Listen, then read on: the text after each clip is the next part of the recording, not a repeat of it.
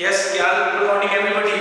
ज्ञान विविध शिक्षा और ज्ञान विविध चैनल में से श्री सुषमा तापड़िया और श्रीमती मोहन देवी तापड़िया शिक्षा शास्त्री महाविद्यालय दोनों के तत्वाधान में आप लोगों का इस महाविद्यालय में हार्दिक स्वागत और अभिनंदन करता हूँ। बच्चों, आज मैंने आपको दोनों क्लासों के लिए ज्ञान विविध शिक्षा का और ज्ञान विविध चैनल दोनों के बारे में मैंने आपको आज एक टाइटल के बारे में अध्ययन कराऊंगा और उस टाइटल का नाम क्या दिया बोलो मैंने? इस टाइटल का नाम दिया है history of English language in India.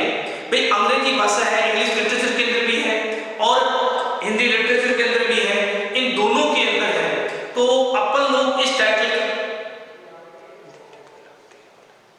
Title के बारे में आज अध्ययन करेंगे, ठीक है? तो अपन पहले तो अपन इसका बैकग्राउंड जानने के लिए इंग्लिश लैंग्वेज का मेजर रोल किसका रहा है। देखिए, कल मैंने एक वीडियो अपलोड किया था, वो मैंने नेशनल लेवल इंटरनेशनल लेवल के ऊपर किया था। आज है वो है केवल इंडिया लेवल के ऊपर। भाई इंग्लिश लैंग्वेज इंडिया के अंदर आई, who is the main role, किसका मेजर रोल रहा इस अंग्रेजी को शिक्षा को लाने के लिए? मेजर रोल किसका रहा, ये बात आपने को समझना है सबसे पहले। भाई मैंने आपको बताया था, कल बताया था ना, कल उसका इंटरनेशनल बताया था, उसमें इटली के लिए कैसा वहां पर जो एंग्लो सेक्शन आए थे, नॉर्मन आए थे और रोम वाले आए थे और उन्होंने किस प्रकार इटली पर आकर इंग्लिश लैंग्वेज का डेवलपमेंट किया था, उसका पूरा मैंने आपको वीडियो अपलोड किया है। लेकिन आज अपन इसका अध्ययन करेंगे इंडिया के अंदर कैसा है। तो बच्चों, सबसे पहले अपन जाने कि आज विश्व के अंदर इंग्लिश भाषा को तीन तरीके से दी जाती है। वो English as a native language, English as a native language, English as a native language. अंग्रेजी को एक नेटिव लैंग्वेज के रूप में लिया जाता है, ठीक है? नेटिव लैंग्वेज, नेटिव लैंग्वेज बोलते हैं, नेटिव लैंग्वेज किसको बोलते हैं? बोलो बच्चों, मदर टंग। कई देश ऐसे हैं जो अपने ऑफिशियल वर्क को to do his official work they used या they are using native language, mother tongue. अब ऐसे देश कौन से मैं आपको बता दूं, आपने नाम सुना होगा USA, United state of America, UK, Britain, Australia, है ना? ऑस्ट्रेलिया है, न्यूजीलैंड है।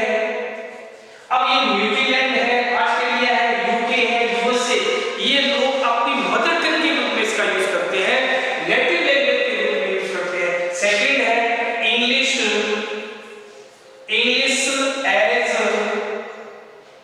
As second language. और थर्ड है इंग्लिश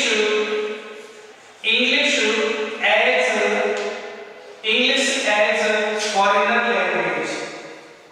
फॉरेन लैंग्वेज।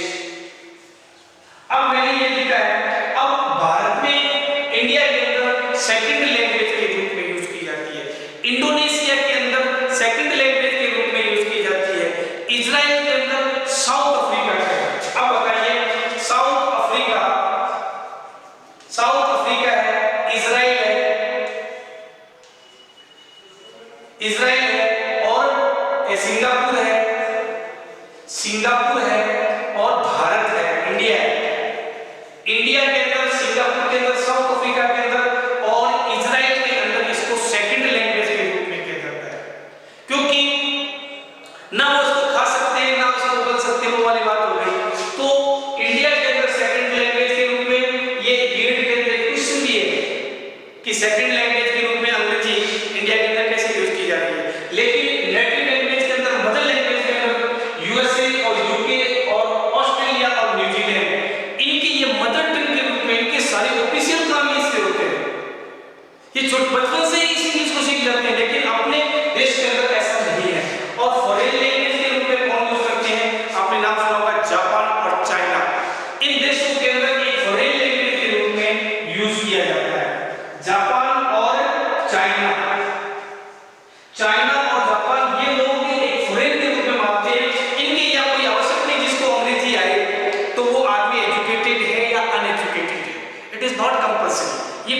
आवश्यक नहीं है कि he is educated if he knows English language. कोई जरूरी नहीं है अंग्रेजी लैंग्वेज के लिए आए। तो जापान और चाइनीज देशों के अंदर ये एक फॉरेन के रूप में यूज की जाती है। तो विश्व के अंदर अलग अलग ढंग से अंग्रेजी भाषा को अलग अलग ढंग से लिया जाता है। अब बच्चों इसके बाद अपन चलेंगे अंग्रेजी भाषा का हिस्ट्री के साथ टाइप, कैसे इंग्लिश लैंग्वेज सेकंड लैंग्वेज के रूप में इंडिया के अंदर आई। तो मैं आपको इसी बारे में अध्ययन करवा रहा हूं कि भाई English language decline of Mughal period. आप लोगों ने हिस्ट्री में पढ़ा ही है, मुगल पीरियड का जो पतन हो गया था, डिक्लाइन ऑफ मुगल पीरियड। अब मुगल पीरियड के पतन के बाद यहां पर कौन आए थे? Who came there? British came there after decline the Mughal empire. Mughal empire के बाद मुगल यहां से चले गए थे एम्पायर के पीरियड में। तो मुगल एम्पायर के पतन के बाद यहां पर अंग्रेज आए। तो कौन आया था? पहले कौन था? जहांगीर था, JHAGIR। और जहांगीर के बाद कौन था? शाहजहां था।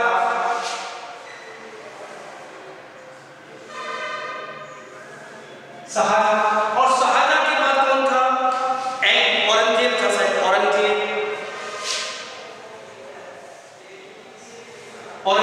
अब बच्चों देखिए औरंगजेब, जहांगीर, शाहजहां। औरंगजेब ने अपने एम्पायर का पतन खुद देखा और जो औरंगजेब ही अंतिम मुगल बादशाह के रूप में माना जाता है।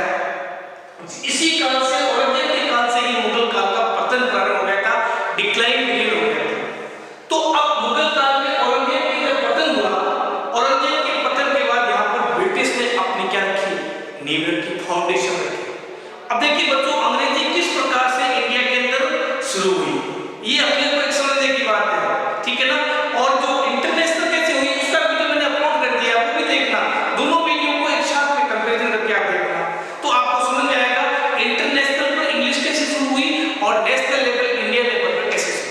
ओके, तो इसके अंदर औरंगजेब आया, शाहजहां और जहांगीर, ये तीनों आए। तो अंतिम जो लास्ट जो मुगल एम्पायर था वो कौन था? औरंगजेब। इसने अपने राज्य का एम्पायर का खुद ही डिक्लाइन किया।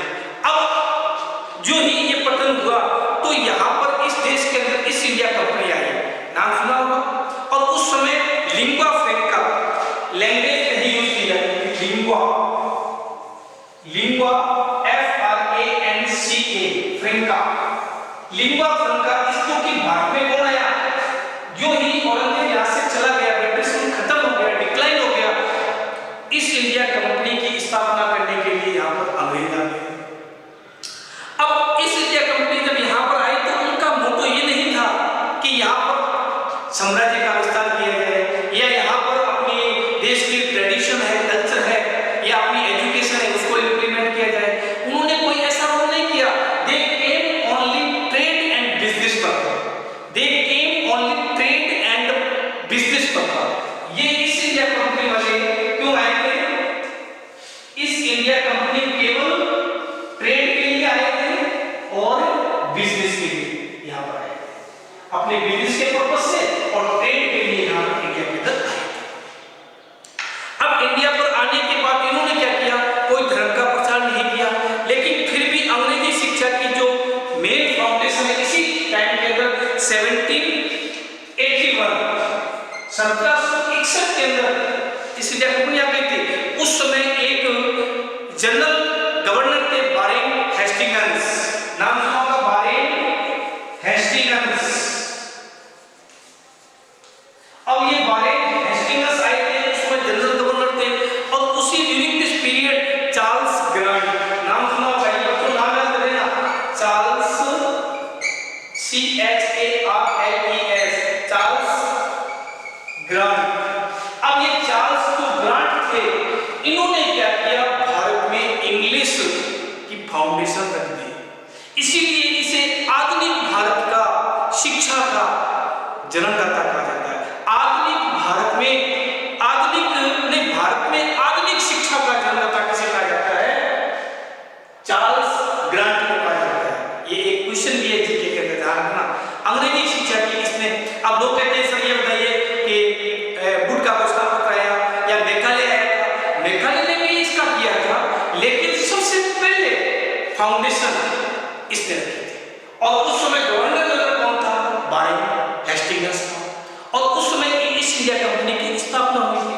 तो इसने ही एक तरीके से एक प्रपोज बनाया, इंप्लीमेंट नहीं किया, एक प्रपोज दिया कि क्यों न ब्रिटिश या वेस्टर्न कल्चर को, वेस्टर्न एजुकेशन को इंडिया के अंदर इंप्लीमेंट किया जाए। तो इंडिया में उस शिक्षा को इंप्लीमेंट करने के लिए अपना जो सजेशन है, अपनी जो एडवाइस है, वो एडवाइस किसने दी थी?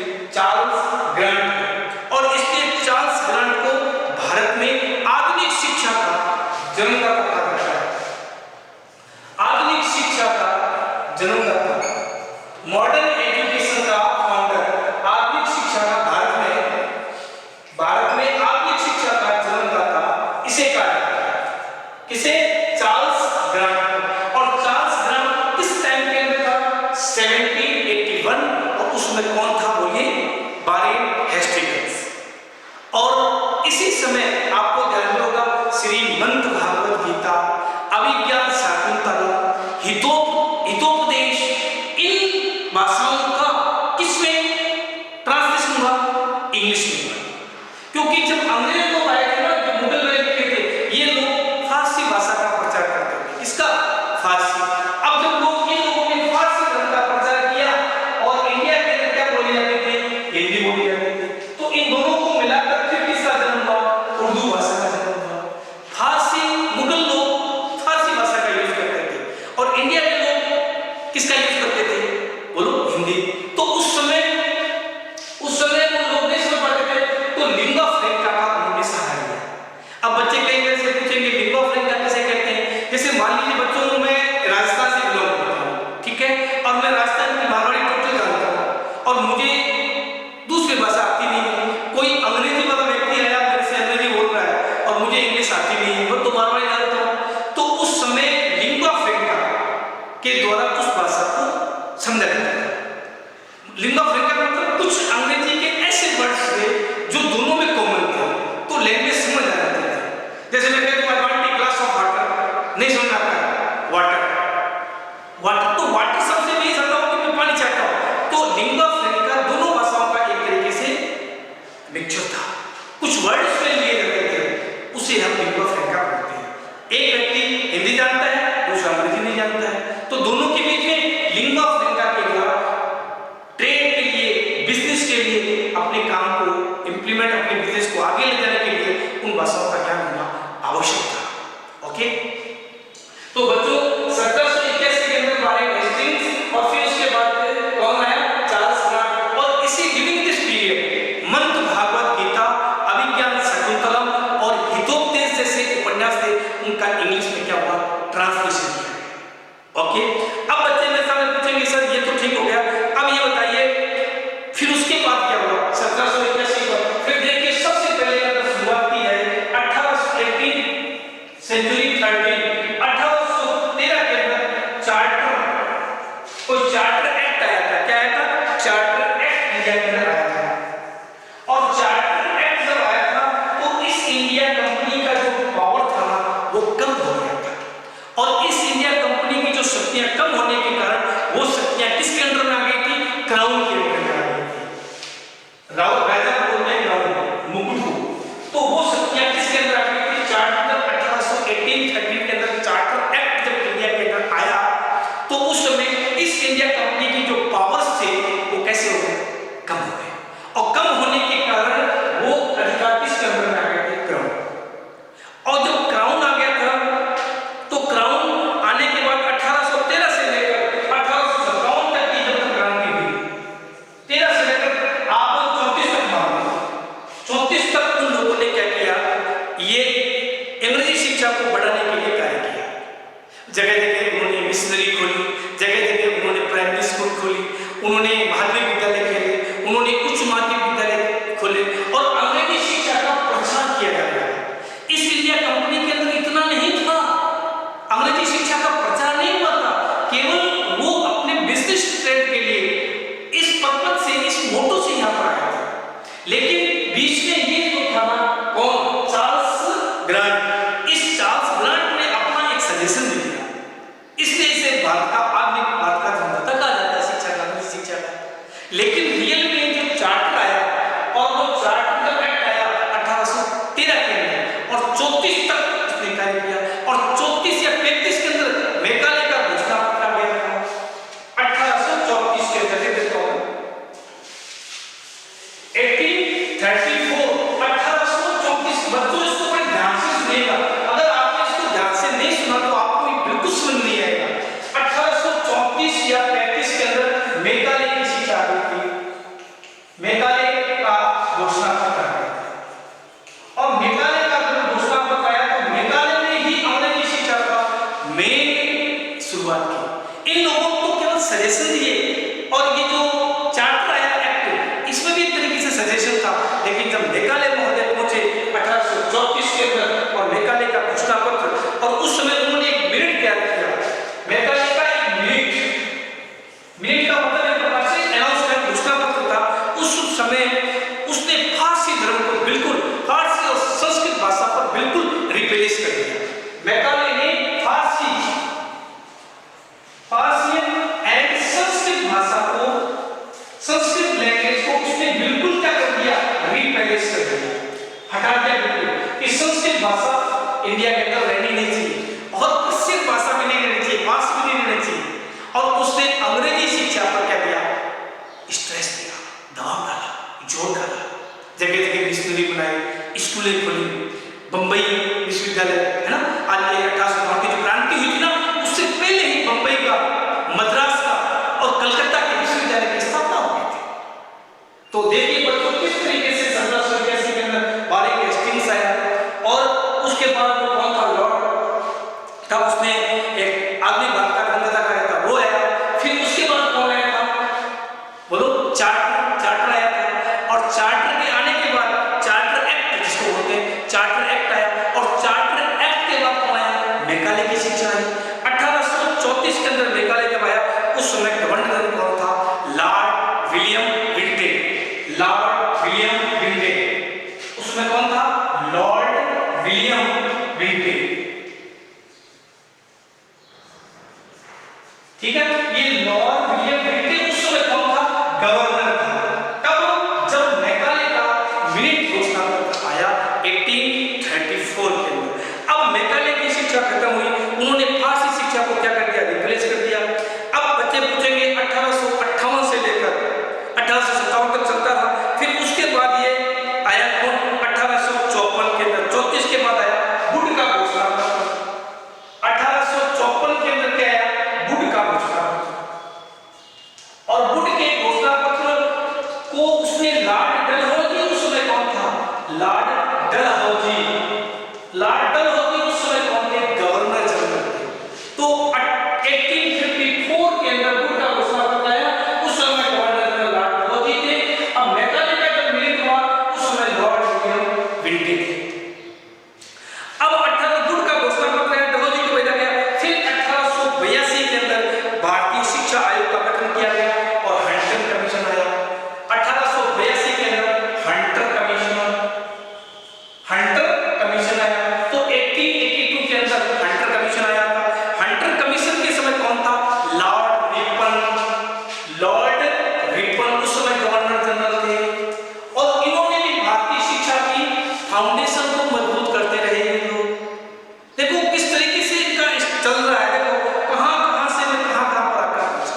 किसको आधुनिक भारतीय का जन्मदाता किसे कहा जाता है, बोलो, ये पहले बताया था मैंने, तो चार्ल्स ग्रांट को कहा जाता है। तो मैंने चार्ल्स ग्रांट से स्टार्ट की बात की, चार्ल्स ग्रांट से ये बात स्टार्ट की और अभी मैं कहां पहुंचा हूं, देखिए लॉर्ड रिपन या हंटर कमीशन।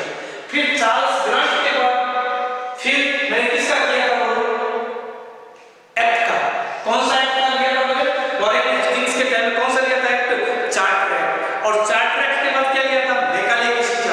मेघालय की शिक्षा के बाद मैंने क्या किया, वुड का घोषणा पत्र, और वुड की घोषणा पत्र के बाद क्या किया मैंने, हंटर कमीशन।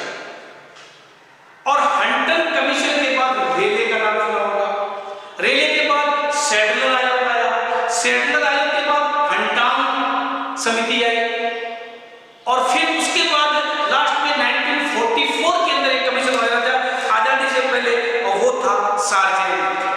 क्या आया था? सार्जेंट। तो कहने का मतलब मेरा इसके बाद चार्टर एक्ट और मैकाले की शिक्षा और वुड का घोषणा पत्र और वुड के घोषणा पत्र के बाद सैडलर और सैडलर के बाद रेले, रेले के बाद हंटांग, हंटांग के बाद लास्ट में देख लेना किसका? सार्जेंट समिति। जो सार्जेंट समिति आई वो 1944 के अंदर सार्जेंट समिति आई। तो कहने का मतलब मेरा वही होगा अंग्रेजी शिक्षा का। देखो कैसे कैसे मैंने नाम बोलते जा रहा हूं, कैसे कैसे मैंने नाम बोले, कहां मैकाले बोला, कहां मैंने सबसे ऊपर वाला चार्ल्स ग्रांट ने बोला, फिर कौन सा आया था? चार्टर एक्ट आया, चार्टर एक्ट बाद मैकाले आए, मैकाले के बाद वुड का घोषणा पत्र आया, वुड के घोषणा पत्र के बाद हंटर कमीशन आया, हंटर कमीशन आया, हंटर के बाद मैं आपको बता दूं, लिख लीजिए आपको, हंटर के बाद रेल आयोग आया था, रेले आयोग, रेले आयोग 1902 के अंदर आया था, और फिर उसके बाद आया था सैडलर आयोग, जो कब आया था? 1917 के अंदर आया था। सैडलर के बाद हंटांग समिति आई थी, हंटांग के बाद सार्जेंट समिति आई थी। तो जो जितना मैंने बताया है, चाहे सैडलर बताया हो, चाहे वुड का घोषणा पत्र बताया हो, चाहे मैकाले की शिक्षा बताई हो, चाहे सैडलर का बताया हो, चाहे सार्जेंट समिति बताई हो, और इस प्रकार इन लोगों ने अंग्रेजी शिक्षा को लगातार ये लोग क्या करते रहे? मजबूत करते रहे। और आज विश्व के अंदर तो दूसरी लैंग्वेज के रूप में है ही है, एक चाइनीज लैंग्वेज है, उसको पहले नंबर पर दिया गया, फिर अंग्रेजी भाषा को दिया गया, लेकिन इंडिया के अंदर इसे एक सेकंड लैंग्वेज के रूप में यूज किया गया है, जिसको मैंने पहले कर दिया था। विश्व के अंदर 3 प्रकार से यूज कर रहे हैं, एक नेटिव लैंग्वेज के रूप में यूज होती है, और दूसरी इसको सेकंड लैंग्वेज के रूप में यूज किया जाता है, तीसरी इसे फॉरेन लैंग्वेज के रूप में किया जाता है। जापान और चीन ऐसे देश हैं जो इसे एक फॉरेन लैंग्वेज के रूप में यूज करते हैं। इंडिया, सिंगापुर, है ना, ये देश क्या करते हैं? इसको सेकंड लैंग्वेज के रूप में करते हैं। और यूके और यूएसए और ऑस्ट्रेलिया ये और न्यूजीलैंड, ये लोग अंग्रेजी भाषा को एक नेटिव लैंग्वेज या मदर लैंग्वेज के रूप में यूज करते हैं। तो भाषा का, अंग्रेजी भाषा का भारत में किस प्रकार डेवलपमेंट हुआ, या और कल मैंने जो नेशनल लेवल पर बताया था, उसमें मैंने आपको बताया था एलिजाबेथन काल भी आया था, एलिजाबेथन के बाद न्यू क्लासिकल एज आया था, रिनेशा आया था, और उसी टाइम एलिजाबेथन का एज आया था, फिर न्यू क्लासिकल एज आया, फिर रोमांटिक एज आया, है ना, रोमांटिक एज आया, फिर विक्टोरियन एज आया, फिर मॉडर्न एज आया, है ना, फिर पोस्ट मॉडर्न एज आया। तो अंग्रेजी शिक्षा का किस प्रकार से इंटरनेशनल पर डेवलप करता है, इसके बारे में मैंने आपको वीडियो अपलोड किया है। और आज मैंने जो अध्ययन कराया है वो आपको इंडिया हिस्ट्री के अंदर इंग्लिश लैंग्वेज किस प्रकार, who is the major role to establish English language in India. तो इसको इंग्लिश लैंग्वेज को एस्टैब्लिश करने के लिए यहाँ पर इंग्लिश लैंग्वेज को लाने का जो श्रेय रहता है वो किसे दिया जाता है? चाहे आप मैकाले को मान लो, चाहे 1813 का जो चार्टर एक्ट है वो मान लो, और चाहे इसे आप चार्ल्स ग्रांट को मान लो। जब ईस्ट इंडिया कंपनी आई उस समय उनका उद्देश्य ये नहीं था कि वेस्टर्न कल्चर को इंडिया के अंदर इंप्लीमेंट किया है, लेकिन धीरे धीरे उसी ड्यूरिंग दिस पीरियड इन लोगों ने सजेशन दे दिया, और वो सजेशन 1813 का जो चार्टर एक्ट आया उसके लिए कुछ सत्यता दी, स्कूलें बनाई जाने लगी धीरे धीरे, और अंग्रेजी शिक्षा का डेवलपमेंट होने लगा। और फिर मैकाले साहब आए 1834 के अंदर, तो उन्होंने इसका पूरा डेवलपमेंट कर दिया, और फिर वुड का घोषणा पत्र आया, तो जगह, और लास्ट में आकर जो सार्जेंट कमीशन था आजादी से पहले, क्योंकि 47 को देश आजाद हो गया था, और उससे पहले 44 के अंदर सार्जेंट कमीशन तक इंग्लिश एजुकेशन यहाँ पर क्या की गई? एस्टेब्लिश की गई। और फिर लोगों ने कहा आजादी के बाद कि भाई क्यों ना भारत के अंदर, इंडिया के अंदर हिंदी भाषा को फर्स्ट लैंग्वेज बनाया जाए। लेकिन तमिलनाडु जैसे देश है ना, कई साउथ के जो स्टेट हैं उन लोगों ने इसका किया अपोजिशन किया। अपोजिशन करने के बाद फिर कुछ लोगों ने कहा चलो 65 के बाद देखेंगे, 65 के बाद देखा फिर वही हालत, कई स्टेट इसके अगेंस्ट में खड़े हो गए और अंग्रेजी भाषा को रिप्लेस नहीं होने दिया। और आज भी इंडिया के अंदर इंग्लिश भाषा को भी पहले नहीं किया गया है और हिंदी भाषा अभी भी दोनों चल रही है, अंग्रेजी भाषा अभी भी खत्म नहीं हुई। बांग्लादेश जैसे पड़ोसी देश नेपाल जैसे इंडिया के अंदर इंग्लिश ही नहीं किया गया। और फिर उसके बाद भी देखा जाए तो भारत में आज लगभग 22 भाषाएं बोली जाती है।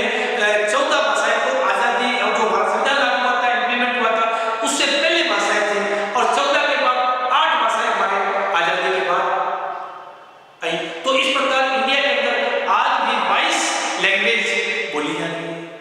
इंग्लिश भी है, हिंदी भी है, मराठी भी है, पंजाबी भी है, हरियाणा भी है ना, तेलुगु भी है, तमिल भी है, आंध्र भी है। तो अनेक प्रकार की जो भाषाएं मिल रही, कितनी 22 जो लैंग्वेज है वो लैंग्वेज क्या की जा रही है, बोली जा रही है। और लिंग्वा फ्रैंका क्या होता है, मैंने आपको इम्प्लीमेंट बताया था अभी। लिंग्वा फ्रैंका जब आदमी एक भाषा को जानता हो, दूसरी भाषा को नहीं जानता हो, तब उन दोनों के बीच में इंटरेक्शन के लिए लिंग्वा फ्रैंका यूज किया गया था। तो उस लिंग्वा फ्रैंका में वो व्यक्ति क्या करता है, कुछ वर्ड्स बोल देता है और उन वर्डों को वो क्या कर लेता है, समझ लेता है। इसलिए अंग्रेजी में टॉपिक है इंग्लिश लिटरेचर के अंदर कॉर्ड मिक्सिंग, कॉर्ड स्विचिंग, पिडजिन और क्रियोल, पिडजिन, कॉर्ड मिक्सिंग और कॉर्ड स्विचिंग। इनको पढ़ोगे तो ये पूरा किस पर आएगा, लैंग्वेज के पर आएगा। तो बच्चों, मैंने आज का टॉपिक यहीं पर मैं देता हूँ कि आपको अंग्रेजी शिक्षा का भारत में किस प्रकार से जो है ओपनिंग हुई, किन किन लोगों को इसके लिए रिस्पॉन्स माना जाए, इसका पूरा डिटेल मैंने आपको बताया। इसको वीडियो को आप बड़े सीरियसली मूड में देखिएगा और इसको समझने का प्रयास कीजिएगा। If you have any problem you can ask me any time, I am ready for you. Keep practice, keep smiling. Thank you everybody, see you again tomorrow and I will tell